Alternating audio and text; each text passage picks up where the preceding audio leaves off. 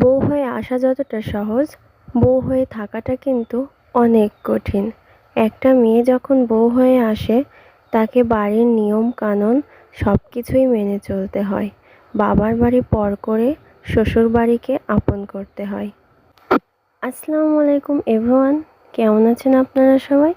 I hope সবাই ভালো আছেন, সুস্থ আছেন। আপনাদের দোয়ায় আমার পরিবার এবং আমিও ভালো আছি, সুস্থ আছি।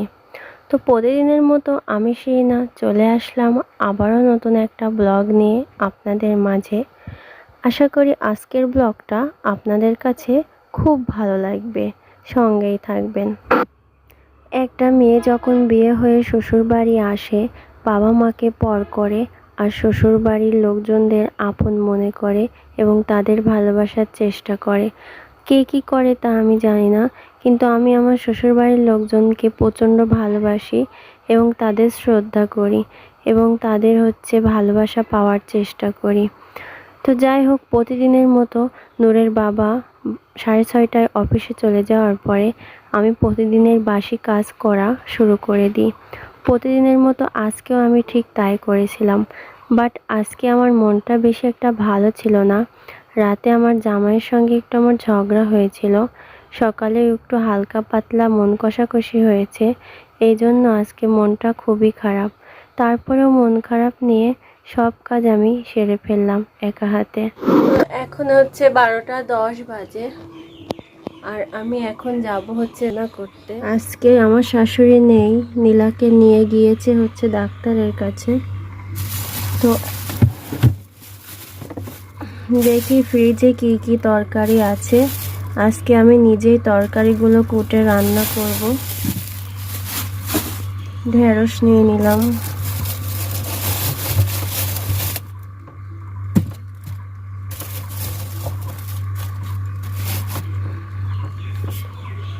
দুইটা বেগুন নিয়ে নিলাম,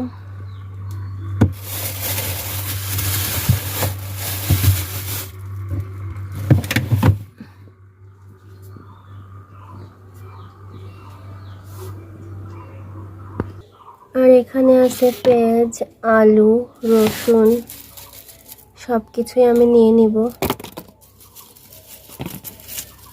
কারণ সব কিছুই ছুলে রেডি করে যেতে যেতে আমার আজকে অনেক দেরি হয়ে যাবে।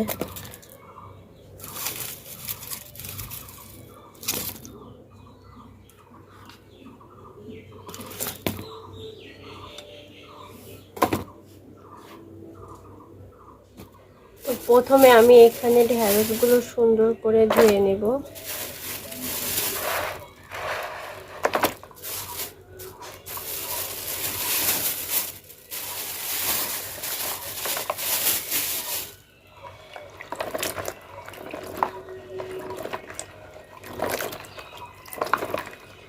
কারণ ঢেঁড়সটা কোটার আগে ধুয়েই নিতে হয়, তাছাড়া পরে একটা লালচে থাকে সেটা বের হয়। এখানে আমি সুন্দর করে এটা ধুয়ে নিয়েছি, সঙ্গে বটিটাও সুন্দর করে পরিষ্কার করে নিব।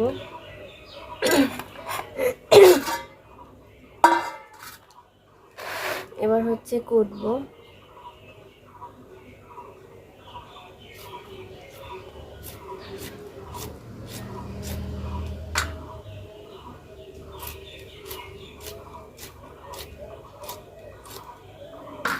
ঢেঁড়সগুলো অনেক কচি কচি ছিল।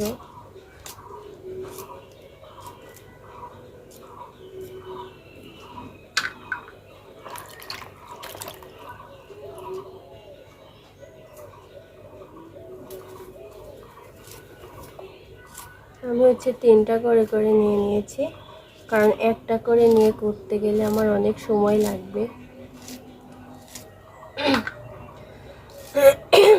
এদিকে আমার একটু ঠান্ডা ঠান্ডাও লাগছে, গলাটার ভয়েস কেমন হচ্ছে। কালকে নীলার বাসায় গিয়ে পানি খাওয়ার পরে ঠান্ডা লাগছে।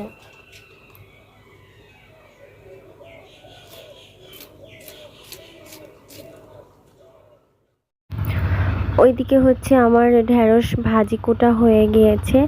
তো আমি ভাবলাম যে তরকারি কুটবো, তো তরকারি কুটার আগে আমি মাছটা বের করে ভিজিয়ে রাখি, বরফ এড়িয়ে গেলে আমার রান্নাটা খুব দ্রুত হবে। তো আমি ফ্রিজে চলে এসেছি মাছ বের করতে। তো মাছ খুঁজেই পাচ্ছিলাম না যে কী মাছ রান্না করব। মাছ ছিল অনেক, তারপরেও আমি খুঁজে খুঁজে 2 টুকরা রুই মাছ বের করে নিলাম। তো এইদিকে আমার মাছ ভেজানোটা কমপ্লিট হয়ে গিয়েছিল। আমি তরকারিও অর্ধেক কুটে ফেলেছি।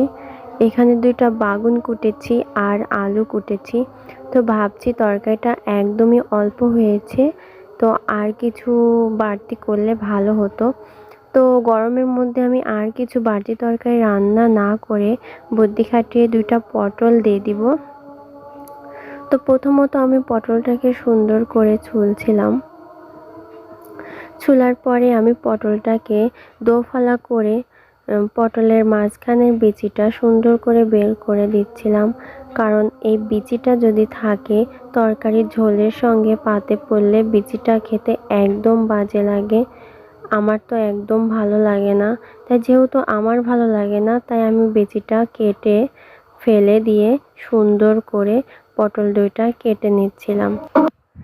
তো এই তো মাশাআল্লাহ আমি তরকারিগুলো অনেক সুন্দর করে করতে পেরেছি। তবুও আমি আগে কুটি নাই কোনো দিন, আজকে খুব সুন্দর করে তরকারিটা কুটেছি। তো তরকারি কুটা শেষ হওয়ার পরে আমি জায়গাটা সুন্দর করে পরিষ্কার করে মুছে নিলাম। তারপর এগুলোকে নিয়ে আমি রান্নাঘরে চলে আসলাম।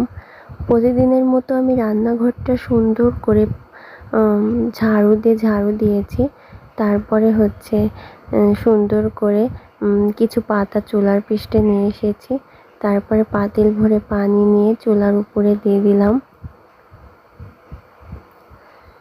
তারপরে প্রতিদিন আমি যেভাবে রান্না করি সেভাবে আমি রান্নাটা স্টার্ট করে দিলাম। প্রতিদিনের মতো অনেক জিনিস রান্নাঘরে এগিয়ে আনতে হয়, সেই জিনিসগুলোও আমি নিয়ে চলে এসেছি। তো তারপর আমি প্রতিদিনের মতো ম্যাচ দিয়ে পাতা দিয়ে সুন্দর করে আগুনটি ধরিয়ে দিলাম।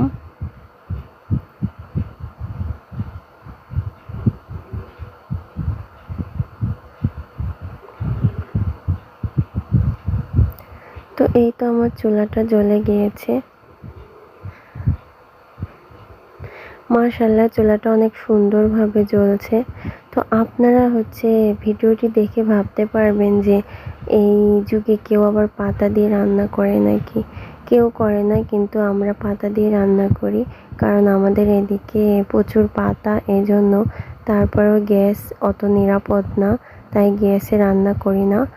আর তাছাড়াও গ্যাসের তরকারি আমাদের ফ্যামিলিতে আছে অনেকেই খেতে পারে না, খায়ও না।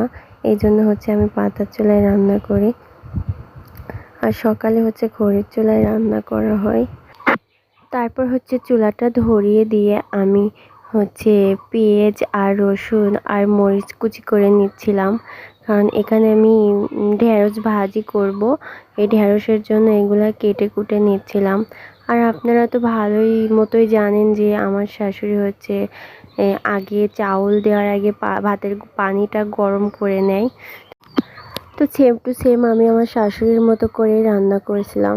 তো এখানে আমি পাতিলের মধ্যে 1 কেজি চাউল নিয়েছি, আর চাউলটাকে সুন্দর করে ধুয়ে নিচ্ছি। আমার শাশুড়ির অর্ডার যে চাউলটা 2 থেকে 3 ধোয়া দিতে হবে, 4 ধোয়া দিতে বলে, আমি তো 3 ধোয়া দেই। তারপরে আমি ওইদিকে এক এক করে ভাজি করে নিয়েছি, ভাত রান্না করে নিয়েছি। সেটা আপনাদের সঙ্গে শেয়ার করি নাই, কারণ একই জিনিস প্রতিদিনই শেয়ার করতে আমার ভালো লাগে না। তো মাশাআল্লাহ আমার তরকারির কালারটা আজকে অনেক সুন্দর হয়েছিল। আমি শুকনো লঙ্কা বেটে দিয়েছিলাম, গুঁড়াও ব্যবহার করি নাই। তো কষানো হয়ে গিয়েছে, এবার আমি একটু পানি দিয়ে দিব। পানিটা দিয়ে সুন্দর করে নেড়ে চেড়ে তরকারিটা ঢেকে দিব, তারপরে হয়ে যাবে। তো এইদিকে ঝটপটা আমি এখানে ভেন্ডি ভাজি আর 1 পিস মাছ রেখেছি, আর এখানে তরকারিটাও রান্না করে ঘরে নিয়ে চলে এসেছি। তো কে বলেছে মেয়েরা পারে না? ইচ্ছে করলে মেয়েরা সব কিছুই পারে। আজকে আমি নিজ হাতে কুটে রান্না করলাম। তো যাই হোক, আজকে অনেক মন খারাপ ছিল। কালকে রাতে আমার জামাইয়ের সঙ্গে কিছু কথা কাটাকাটি হয়েছিল আমার। এজন্য হচ্ছে মন খারাপ ছিল। সারাদিনটা মন খারাপ নিয়েই হচ্ছে কেটে গেল। আমি আজকে ভিডিও দিতে চাইনি, তারপরেও ভাবলাম যে যেসব আপুরা এবং ভাইয়ারা আমার হচ্ছে ভিডিওটি দেখে তারা অপেক্ষা করবে, মানে ওয়েট করবে আমার ভিডিওটি দেখার জন্য, এই জন্য আমি ভিডিওটি দিলাম। তো যাই হোক, কেমন হয়েছে ভিডিওটি আমি জানি না। যদি ভিডিওর মধ্যে কোনো কথা ভুল থাকে তাহলে ক্ষমার দৃষ্টিতে দেখবেন। আর হচ্ছে আমার গলাটার অবস্থাও তেমন একটা ভালো ছিল না ওই বেলাতে, এই বেলাতে একটু সুস্থ বোধ করতেছি। তো যাই হোক, এবার কাজের কথায় আসি। সর্বপ্রথম আমি কেন বলেছি যে বউ হয়ে আসাটা অনেক সহজ কিন্তু থাকাটা অনেক কঠিন। এই জন্যই বলেছি যে বউ হয়ে আসাটা অনেক সহজ। দেখেন, বাবা মাকে ছেড়ে যদি আমরা পরের ঘরেতে আসি তাহলে আসাটা কিন্তু অনেক সহজ, কিন্তু পরের বাড়িতে বউ হয়ে থাকাটা কিন্তু অনেক কঠিন। সারাদিন আপনি যতটুকুই কাজ করেন না কেন, সেই কাজের মধ্যেই কিন্তু আপনার খুঁতটাই আগে ধরবে। তারপরেও কিন্তু আপনার সমালোচনাই বেশি হবে। তারপরেও কিন্তু হচ্ছে যতই ভালোবাসুন না কেন সবাইকে, সবার মন রাখার চেষ্টা করুন না কেন, সে আপনার বাবা মা হোক, সে আপনার শ্বশুর শাশুড়ি হোক, আর সে আপনার হচ্ছে ঘরের জামাই হোক না কেন, কিন্তু তাদের মন আপনারা হচ্ছে পাইলেও পুরাটা পাইবেন না। ঠিক আছে, বিশেষ করে যারা বড় হয় তাদের নানা সমস্যার সম্মুখীনটাই বেশি হতে হয়।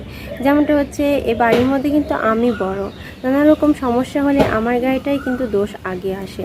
তারপর আমি সেটা হচ্ছে কন্ট্রোল করে নিই, সেটা কিছু মনে করি না। তো যাই হোক, আপনারা সবসময় এই দোয়াটাই করবেন, আমি যেন ভালো থাকি, সুস্থ থাকি, আমি যেন সবার মন জয় করতে পারি, শ্বশুর শাশুড়িকে যাতে ভালোবাসতে পারি, তাদের কাছে যেন আমি একটা ভালো বৌমা হতে পারি এবং হওয়ার চেষ্টা করতেছি। তো সেটা তাদের ব্যাপার, আমাকে ভালো বৌমা বলবে কি বলবে না সেটা তাদের ব্যাপার। তো যাই হোক, আমি সারা জীবন হচ্ছে তাদেরকে ভালোবাসবো, তাদের সম্মান করব, শ্রদ্ধা করব, গুরুজনদের কথা শুনবো। তো তার আরেকটা কথা আপনাদের বলি, কথাটা হচ্ছে জীবনে বাঁচতে গেলে, মানে এই সমাজে বাঁচতে হলে কারো দয়া নিয়ে বাঁচা যায় না। 1 বছর 6 মাস বিশেষ কোনো প্রয়োজন কিংবা খুব মানে বিপদ ছাড়া কারো দয়া নিতে যাবেন না।